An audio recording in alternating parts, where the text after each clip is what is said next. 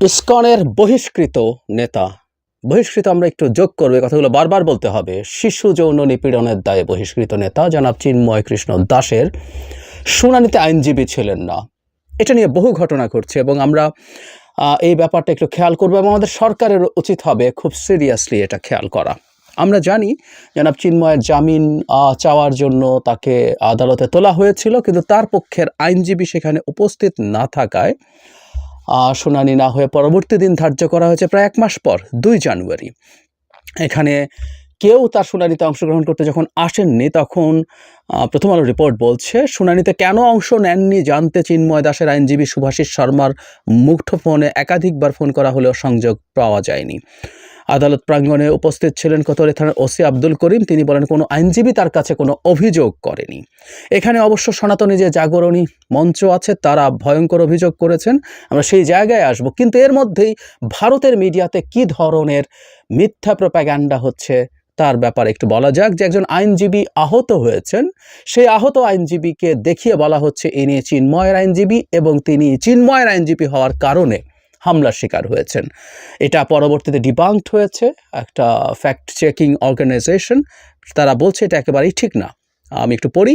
Rumour স্ক্যানারের অনুসন্ধানে জানা যায় রমেন রায় কারাবন্দী চিন্ময় কৃষ্ণ দাসের আইনজীবী নন। আর আইনজীবী রমেন রায় আহত হয়েছেন ঠিকই, তবে সেটা গত রাতে হামলায় নয়। তিনি গত 25 নভেম্বর ঢাকায় সংঘর্ষে আহত হন। ফেসবুক পোস্টে রিউমার স্ক্যানার জানায় বিভিন্ন ভারতীয় গণমাধ্যম এবং এক্স অ্যাকাউন্টে ছড়িয়ে পড়া খবরে দাবি করা হয়েছে রমেন রায় কারাবন্দী চিন্ময় দাসের আইনজীবী। চিন্ময় কৃষ্ণ দাসের পক্ষে আইনি লড়াই করার কারণে তার উপরে হামলা হয়েছে।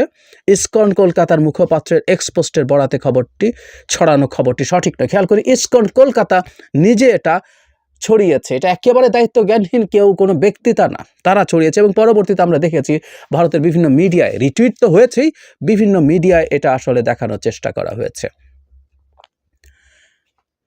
পোস্টে রিউমার স্ক্যানার আরও বলছে রমেন রায় যে চিন্ময় কৃষ্ণ দাসের আইনজীবী নন সেটা সনাতনী জাগরণ জোট ও রিউমার স্ক্যানার নিশ্চিত করেছে। আচ্ছা, এখানে সনাতনী জাগরণী জোট আবার জনাব চিন্ময়ের আইনজীবী না পাওয়া নিয়ে একটা ভয়ঙ্কর অভিযোগ করছেন। সেটা হচ্ছে থাকতে দেয়া হয়নি। আমি একটু পড়ি। ইতিমধ্যে চিন্ময় কৃষ্ণ দাসের পক্ষে যেসব আইনজীবী অংশগ্রহণ করেছিলেন তাদের মধ্যে 70 জনকে মামলায় আসামি করা হয়েছে এবং অন্যদের বিভিন্নভাবে হুমকি দেওয়া হচ্ছে, যা সম্পূর্ণ আইনের শাসন ও মানবাধিকার লঙ্ঘনের শামিল। মামলার আসামি হতে পারেন কারণ ওই দিন আদালত চত্বরে যে কেওস তৈরি হয়েছে, যে মব তৈরি হয়েছে, তার মধ্যে আইনজীবী থাকার সম্ভাবনা অবশ্যই আছে এবং যেহেতু মামলা হয়েছে থাকতেই পারে। কিন্তু তারা বলছেন হুমকি দেওয়া হচ্ছে। এটা ভয়ঙ্কর ব্যাপার।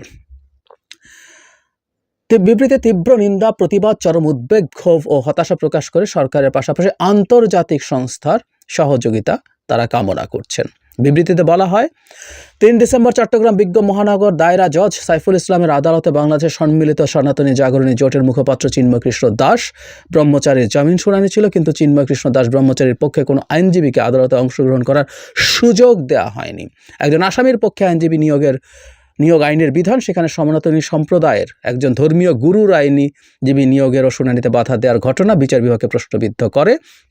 শুধু তাই নয়, ওনারা বলছেন শুনানির আগে আদালত চত্বরে মিছিল করে সনাতনী আইনজীবীদের অংশগ্রহণ না করার জন্য হুমকি দেওয়া হয়েছে এবং শুনানি করতে হলে তাদের দেখে নেওয়ার প্রকাশ্য হুমকি দেওয়া হয়েছে। আমরা খুব বিস্তারিত আর দরকার নেই, আমরা বুঝতে পারছি কি অভিযোগ করছেন। তারা হিন্দু ধর্মের একজন গুরু বলছেন, আমি সনাতনী জাগরণী জোটকে আবারও এই প্রশ্নটা করতে চাই, শিশু যৌন নিপীড়ন নির্যাতনের অভিযোগে বহিষ্কৃত একজন হিন্দু সম্প্রদায়ের নেতাকে তারা নেতা মেনে এই আন্দোলন করছেন এবং তার পক্ষে ক্রমাগত দাঁড়াচ্ছেন।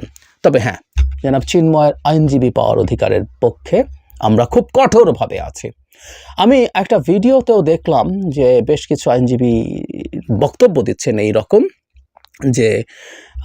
যে সাইফুল আলম যে আইনজীবীকে হত্যা করা হয়েছে তার হত্যা মামলায় জনাব চিন্ময়কে ইনক্লুড করতে হবে, এটা তাদের দাবি। আদারওয়াইজ কোনো আইনজীবী এখানে তার হয়ে কাজ করবেন না, এরকম কিছু কথাবার্তা বলছেন। নট অনলি দ্যাট, আমি একটা স্মৃতি থেকে একটা জিনিস শেয়ার করব। সেটা হচ্ছে নারায়ণগঞ্জের 7 খুন মামলায় একজন আইনজীবী যেহেতু হত্যাকাণ্ডের শিকার হয়েছিলেন, 7 জনের মধ্যে একজন, উনি আসলে এটার সাথে জড়িত ছিলেন না, কিন্তু তিনি সাক্ষী হয়ে যাওয়ার কারণে তাকেও হত্যা করা হয়।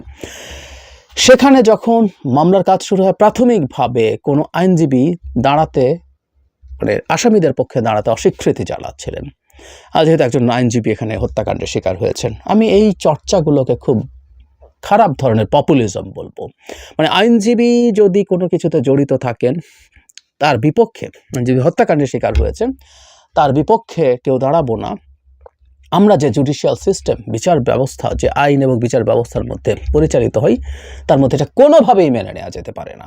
সবচেয়ে ভয়ঙ্কর অপরাধীটারও আইনি সাহায্য পাওয়ার সুযোগ আছে। এমনকি অভিযুক্তর যদি ভিডিও থাকে, আমরা ধরে নিলাম যেখানে তো তথ্য প্রমাণের ব্যাপার আছে, সরিয়ে রাখি, যে একটা ভিডিওতে দেখা গেছে কেউ কাউকে খুন করছে, কেউ একজন আইনজীবীকে খুন করছে, তারপরও যিনি অভিযুক্ত, যিনি আসামি, তার পক্ষেও আইনজীবী দাঁড়ানোর অধিকার শতভাগ আছে, থাকতে হবে। সরকারের খুব সিরিয়াসলি এই জিনিসটা দেখা দরকার। কোনোভাবেই যেন জনাব চিন্ময়ের পরবর্তীতে যে ডেট আছে, সেই ডেটে অবশ্যই যেন কোনো না কোনো আইনজীবী তার পক্ষে দাঁড়াতে পারেন, সেটার ব্যবস্থা করতে হবে। এবং যে অভিযোগ সনাতনী জাগরণী জোটের পক্ষ থেকে করা হয়েছে, তার সত্যতা আছে কিনা সেই জিনিসটা দেখতে হবে। আমি প্রায় একটা কথা বলি, এই দেশে হিন্দু সম্প্রদায়ের মানুষ যে ধরনের সংকট ফেস করছেন বলে মনে করেন, তারা সরকারের কাছে যদি সেটা জানান, সরকার সেটাকে সিনসিয়ারলি তদন্ত করে ব্যবস্থা নেওয়াটা খুব জরুরি। যেন চিন্ময়ের আইনজীবীদেরকে যদি সত্যিই হুমকি দেওয়া হয়ে থাকে, সত্যিই যদি তাদেরকে বাধা দেওয়া হয়ে থাকে, এটা অত্যন্ত গর্হিত অপরাধ হয়েছে, তার জন্য ব্যবস্থা নেওয়া দরকার। আবার আমি যে শতভাগ বিশ্বাস করছি বা মনে করছি যে এই সংস্থা যে অভিযোগ করছে সেটাই সঠিক, তাও না। কারণ তারা সাম্প্রতিক সময়ে এই সরকারকে ডিস্টেবিলাইজ করার চেষ্টা করেছেন বলে আমি বিশ্বাস করি। তাদের 8 দফা প্রসঙ্গে আমি বলেছিলাম, তারা সরকারের সাথে বসতে পারতেন, ধর্ম উপদেষ্টা হোক, প্রধান উপদেষ্টা হোক। এই পুরনো 8 দফা এমন না যে এটা নতুন করে সরকার বাতিল করেছে, এটা পুরনো দফা। সো প্রচণ্ড কেওটিক একটা আনস্টেবল সিচুয়েশনের মধ্যে তারা আরও বেশি আনস্টেবল সিচুয়েশন তৈরি করছিলেন। সুতরাং আমি তাদের উদ্দেশ্য নিয়ে আমার মধ্যে সিরিয়াস ধরনের প্রশ্ন আছে। তারপরও তাদের এই অভিযোগটা তলিয়ে দেখা জরুরি, এবং বিচারটা তাদের জন্য যাতে সঠিক বিচার পান, সঠিক আইনের দৃষ্টিতে সঠিক শাসন পান, সেই জিনিসটা নিশ্চিত করতে হবে। এবং আমরা দেখছি যে ভারত বসে আছে প্রত্যেকটা জিনিস ব্যবহার করার জন্য, এবং এটা আস্তে আস্তে গ্লোবালি যাবে। আইনজীবী না পাওয়া, আইনজীবীকে হুমকি দিয়েছে, এগুলো গর্হিত সব অপরাধ। এর মধ্যে আমি একটা জিনিস যোগ করতে চাই, এটা আমাদের জন্য খুবই লজ্জার হয়েছে। আমাদের বিচারাঙ্গনে তথাকথিত আইনজীবীরা, আমি এদেরকে তথাকথিত বলি, ওনারা নাকি আইনের শাসন নিশ্চিত করবেন একটা দেশে। আইনজীবীরা গিয়ে হামলা করছেন অভিযুক্ত আসামির ওপরে। নট অনলি দ্যাট, আওয়ামী লীগের পক্ষে দাঁড়ানো বেশ কিছু আইনজীবী, আওয়ামী লীগের বিভিন্ন নেতাকর্মীদের পক্ষে দাঁড়ানো আইনজীবীরা আদালত চত্বরেই হেনস্থার শিকার হয়েছেন, এরকম রিপোর্টও আমাদের সামনে এসছে। এটা করেছেন অন্য আইনজীবীরা।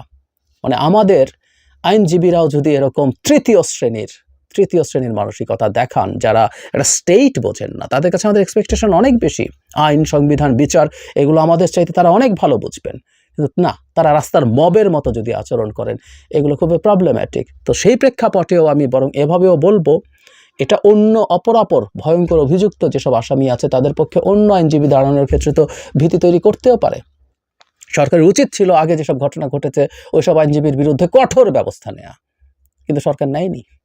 সেই না নেওয়ার জন্যই ভবিষ্যতে একই ধরনের ঘটনা আরও ঘটতে পারে। আমি এটা শুধুমাত্র জনাব চিন্ময়কে বলছি না, এটা একটা মেজর প্রবলেম।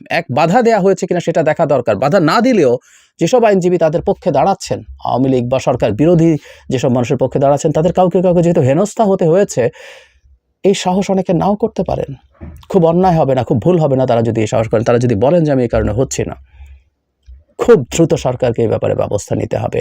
অত্যন্ত ন্যূনতম একটা মানবাধিকার, সাংবিধানিক অধিকার, আইনের দৃষ্টিতে সবার সমান এবং সবাই আইনের সমান আশ্রয় লাভের অধিকারী সংবিধান বলছে।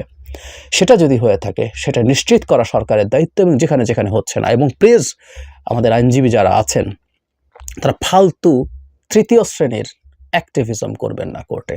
আপনাদের কাজ এসব অ্যাক্টিভিজম না, কিছু অ্যাক্টিভিজম করবেন, কিন্তু আইনজীবী যাবে না, আইনজীবী কেন দাঁড়াবে, ও যাও ওকে পেটাও, এগুলো নোংরামি, স্রেফ নোংরামি। Don't do this please.